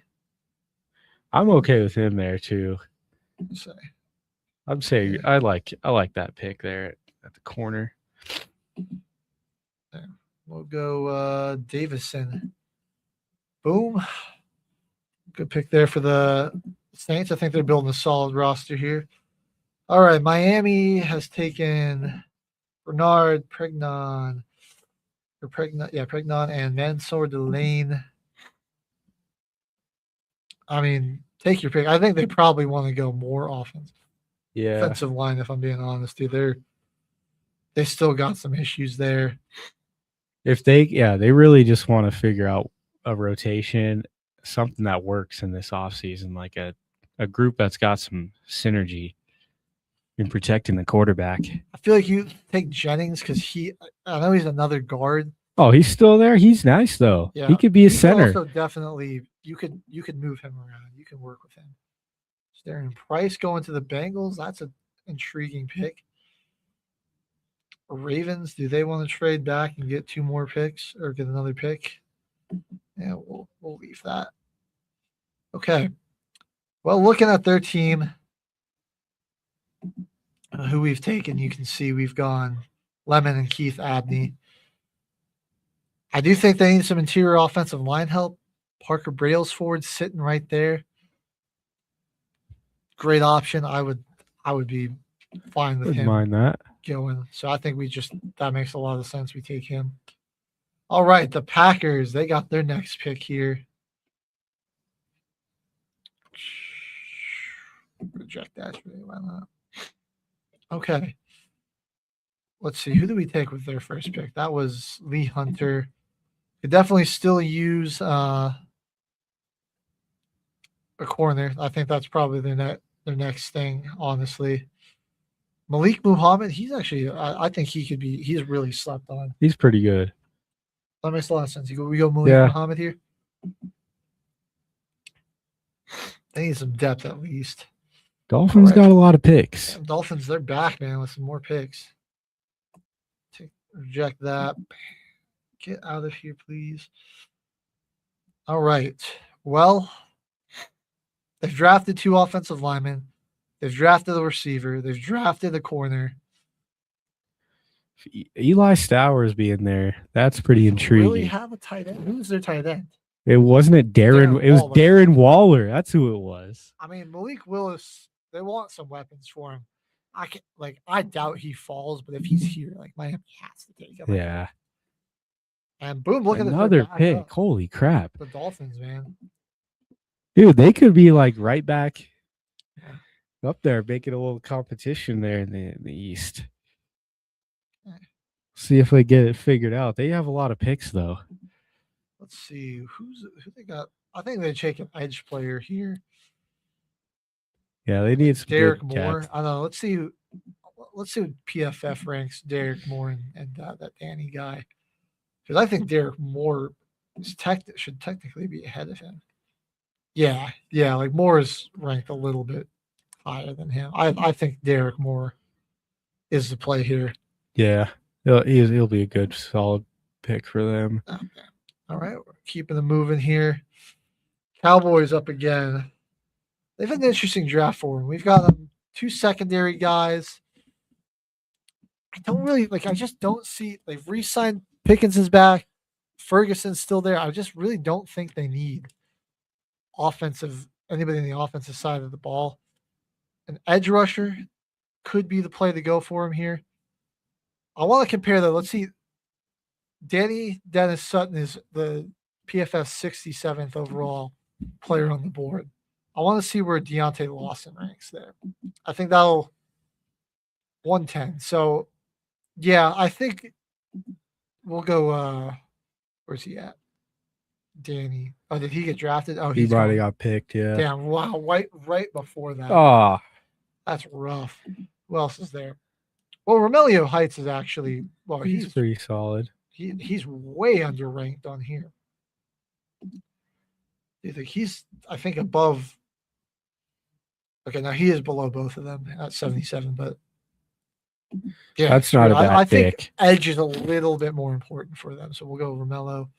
The Dolphins again, dude. What the hell? I mean, I think it's a good haul from the Broncos. So let's see. Look at this though. Derek Moore, Stowers, Dunker. You already got 6 people drafted for him. My God. I mean, who's available here? I feel like they've got the one spot they're kind of good is that they've got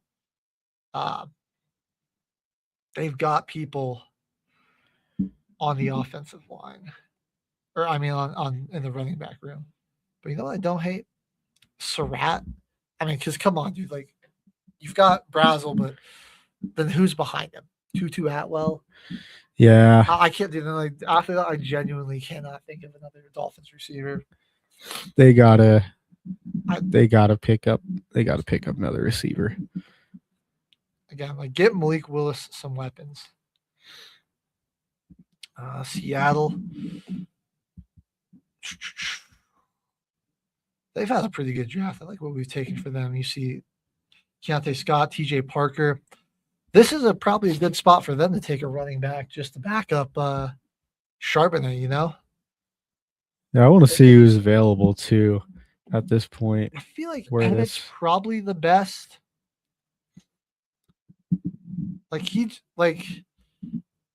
Jonah Coleman's good. Emmett was really solid at Nebraska. Emmett Johnson definitely had a way better season too. I think he was a big reason why Nebraska was honestly able to get to a bowl game.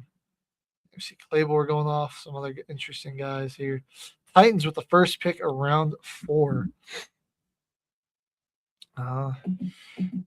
Remind you who we've picked. They haven't really gone O-line. I don't know. You look at Tennessee. Do they need offensive line? They did bring in. They brought in Schlotzman. Could maybe use another guard. Pretty good guard class in this. Yeah. Let's see here. We've got who's a wide receiver. I'm not thrilled about taking any of those guys right there. Tight ends. So we got defensively. They don't really have a true edge player. We can see what they got available for edge. I don't hate the overtone here. That's pretty solid. Maybe a bit of a reach, but like he's on the PFF big board. That's actually right around where he's ranked, anyways. Is the Jets. We've got they've got some edge players. They brought in an offensive lineman. Still haven't really drafted a wide receiver. This is where they could use it. Yeah. Oh, Kendrick Law is ranked higher. Let's see where they on this one, but I want to see where he's ranked on the big board here. Let's see who's up. Malachi Fields is still available. Okay, if that's true, I think we got to go with Malachi. Yeah, most definitely. He's got incredible speed. Yeah, like he's ranked a little too low. Oh man, but Deion Burks, what like that? It's a head scratcher how they rank some of this. Yeah, like. Wait, hold on. Deion Burks is PFF 70. I think. Oh my god. Okay, Burks is available. He's got like yeah. Luther Burden potential. We saw how explosive Burden was in the latter half of the season there. All right. The Cards. Where we go here? Just remind ourselves they've gotten Simpson, they've gotten O-line, Ruben Bain. I actually don't hate them maybe shoring up the running back room a little bit. Take Jonah Coleman here. Yeah. You never know who's going to really start this year. Yeah, they got battered by injuries. Who knows like what James Conner's going to be doing? That makes a lot of sense to me. Doesn't hurt to have the depth. The Broncos, I think we've only gotten the pick once, but we got Rodriguez, which was sick.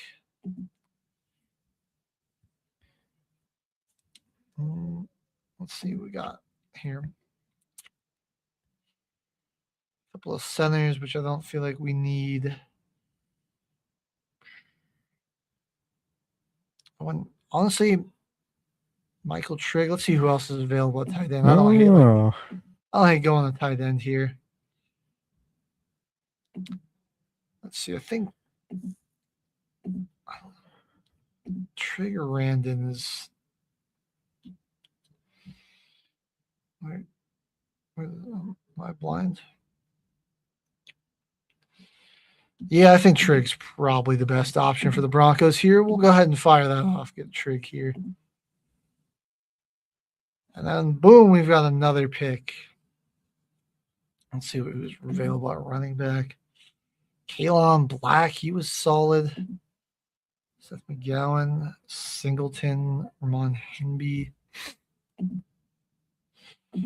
Or do we go... As a Broncos fan, I'm like, do we go with do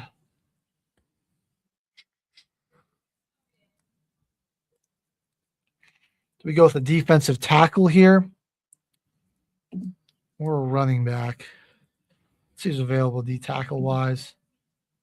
Try to maybe replace John Franklin Myers. Safeties that are available.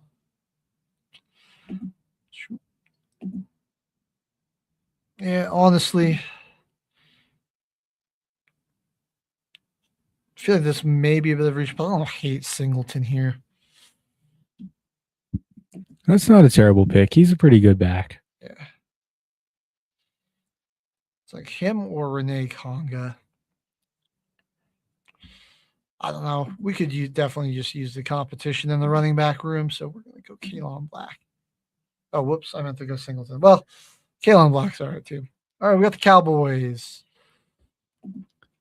Looks like we're probably not going to get through all 7 rounds. We'll have to pick this up at a later date. Got 6 minutes left here. From Dallas. Haven't really got an offensive line, have we? Could use somebody there. Isaiah World. I mean, if he's available right there, that'd be good depth for him. Good pick there. Ravens. Remind you who we've taken for them. Parker Brailes 4, Keith Abney Makai Lemon. They could actually, I could see them taking Conga here. They do need some depth at the interior. Him or probably, McClellan. McClellan's just a little bit bigger. Yeah. So I feel like that kind of fits identity, their kind of style.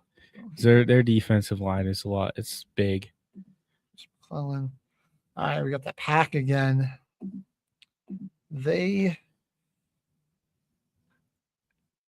got D tackle. I mean, this is where I think they could potentially go offensive line. Barber here is not terrible. Judy Brower. I do think that their tackles got a little thin late in the year.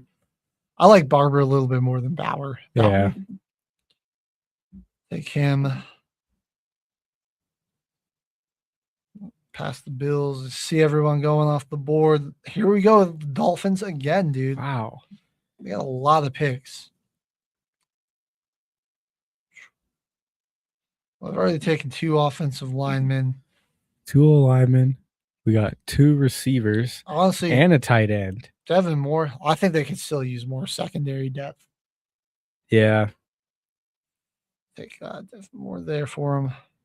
The Saints. All right, we're back up on the clock. So what you guys have taken so far? We got a corner last instead of the edge. Is this where we address edge, you think? Yes, I think this is going to be the storyline where Cameron Jordan's like, "Hey, I'm going to just retire with the Saints, and we're going to get a nice depth piece underneath him and Chase Young to learn up." Otherwise, if he retires earlier like that, instead of Brazel or Davison, we'd probably pick our edge earlier. Who do you like here, though? Lucas Crawford there. Honestly, Lucas wasn't that bad. He's pretty underrated. I'm okay with him right there. And Lucas. And guys are back up. Back up. On the clock. Yeah. Okay. What tight ends we got available still? Runner, Sam Roche. Honestly, Roche I think is getting a little slept on, man. He's definitely ranked a lot higher on the PFP board too. The PFF board, rather. Where are you at, Roche? Roche is technically could be 87. I think this. I mean, if you're looking for a tight end, I think Roche is your guy here. I like that. Bam, Sam Roche. 2 49ers picks. Then the Jets ended out here, and they maybe go a little more depth in linebacker and take Harold Perkins, or they potentially draft like Malachi Fields here. I have a couple of Malachis. A lot of Malachis and They haven't really taken the corners. I feel like they could probably use. I haven't taken a corner. Charles Demings, probably the best on the board, or we could go Devin Marshall here. Ooh, Marshall's good. I'm gonna say Demings though. Just best available on this board. Titans are back up here.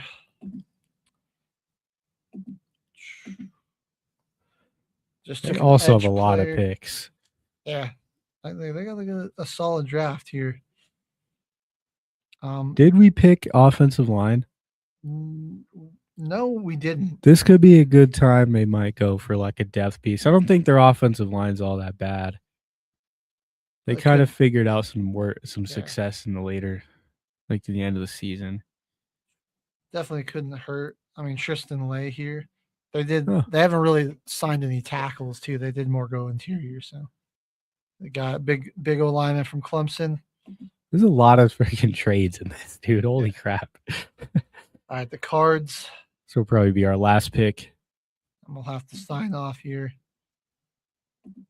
Their last pick was Jonah Coleman. They probably don't need to go offensive side of the ball. I think they probably go back on the defense side. Yeah, they can go Perkins. That's not terrible pick for them. I think Yeah. That would be a good pickup for us. All right, well, we're going to have to put a pin cushion in this. We got to the 5th round, though. We're almost done.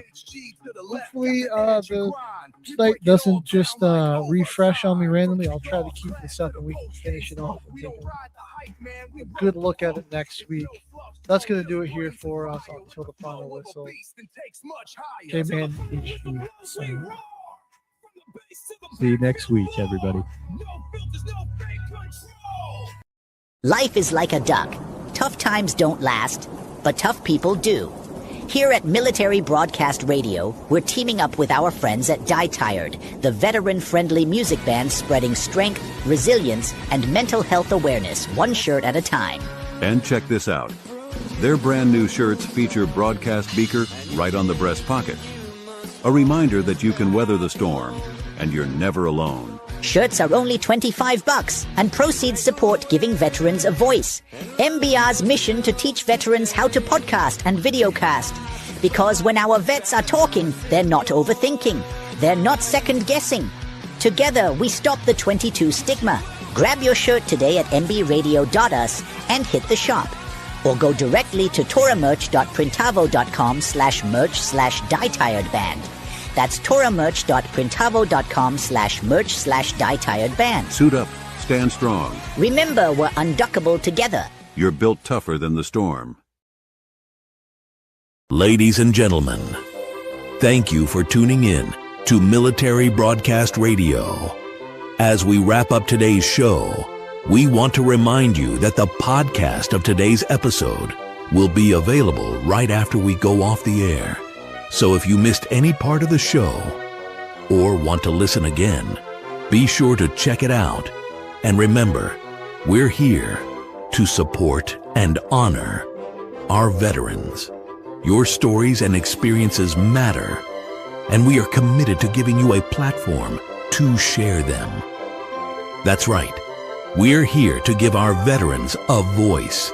So don't forget to catch the podcast and stay connected with us. Giving our veterans a voice.